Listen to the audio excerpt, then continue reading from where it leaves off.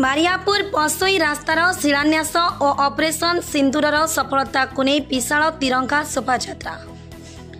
ढेंकानाल जिला परचंग ब्लॉक बारियापुर पसोई दे सांदा पर्यंत जाइथिबा पूर्त विभाग रास्तार उन्नतीकरण पई भित्तिप्रस्तर पसोई ग्रामर गोटसाई छकठरे अनुष्ठित हो जाइछि।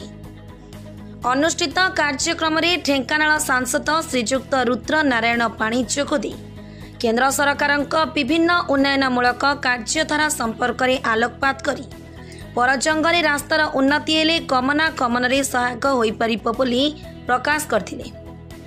विधायक विभूति भूषण प्रधान जोगदे ए रास्ता संपूर्ण हेले जातीय राजपथ सहित जोगाजोग में सहायक हेब एवं आगामी दिन में जनहितकर कार्य त्वरान्वित होगा संपर्क में सूचना देथिले। पूर्त विभाग अधीक्षण जंत्री जयंत कुमार नायक 8,59,00,000 व्यय पराधे बारियापुर बसोई कंकिली दे सांदा पर्यंत 5.570 रास्ताटी ओसारिया रास्ता परिणत होगा सहित आगामी 6 मास मध्य संपूर्ण हेब बोली सूचना देथिले। सहकारी निर्वाही जंत्री विजय कुमार सेठी प्रत्यक्ष तत्वावधान में कार्यक्रम परिचालना हो जाइछि। परे ग्रामर कारगिल शहीद जवान अवनी विश्वाल प्रतिमूर्ति में माल्यार्पण कर ऑपरेशन सिंदूर पराक्रम शोभायात्रा आरंभ होइथिला। विशाल शोभायात्रा पसोई ग्राम बाहरी मुक्तापसी दे जातीय राजपथ में जाई बारियापुर दे परचंग ग्राम स्वाधीनता संग्रामी महेश चंद्र सुबाहु सिंह पीठरे पहुंचीला। सेरे संग्रामी महेश चंद्र सुबाहु सिंह प्रतिमूर्ति में माल्यार्पण करा। कार्यक्रम में जिला सभापति रास बिहारी बेहरा, पंचायत समिति अध्यक्षा शर्मिष्ठा तल बेहरा, उपाध्यक्षा यशस्विनी राउत प्रमुख उपस्थित थे। ढेंकानाल स्वतंत्र प्रतिनिधि महेश्वर साहू का रिपोर्ट, ढेंकानाल न्यूज ओडिशा। गोटे पूर्त विभाग 8 कोटी ऊर्ध्व टंका बसोई बारियापुर रोडटा उन्नतीकरण राज्य सरकार सांक्शन कर तार आज भित्ति प्रस्तर दिगला। ये अंचल गमनागमन सुविधा हम स्थानीय जनसाधारण हाट बाट कहतु सब जापर ठीक ढंग से।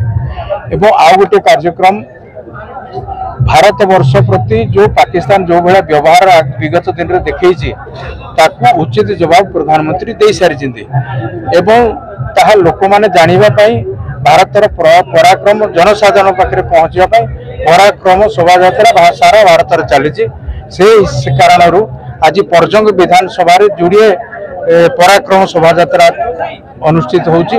गोटे वर्तमान यही बसुई ठारू परजंग पर्यंत हम परजंग ब्लॉक एवं कंकड़ाहाड़ रे गोटे पराक्रम सेकेंड हाफ रे उपर बेला हम। तेणु जनसाधारण भारत देश प्रेमी हवापाई एवं भारत पराक्रम लोक पाखे पहुँचापी ये यात्रा अनुष्ठित हो। पीडब्ल्यूडी तरफ रास्तार शिलान्यास कार्यक्रम सरकार दृष्टि प्रथम, बाकी वर्तमान जो त्रिरंगा शोभायात्रा चतुर्दिगरे होउची देशर प्रदेशर जिलार कोण अनुकोण होउची। जो वीर सैनिक माने आम देश पाई बलिदान देउचंती प्राणदान देउचंती सेमानंक सम्मानार्थे ये त्रिरंगा यात्रा होउची। आमर स्थानीय लोकप्रिय विधायक ओडिशा विधानसभा अन्यतम standing committee chairman Vibhuti Bhushan प्रधान एवं अन्यान्य समस्त कर्मकर्ता नेतृत्व में आज परजंग ब्लॉक बसोई ठारू ब्लॉक हेडक्वार्टर पर्यंत ये तिरंगा यात्रा जाउची।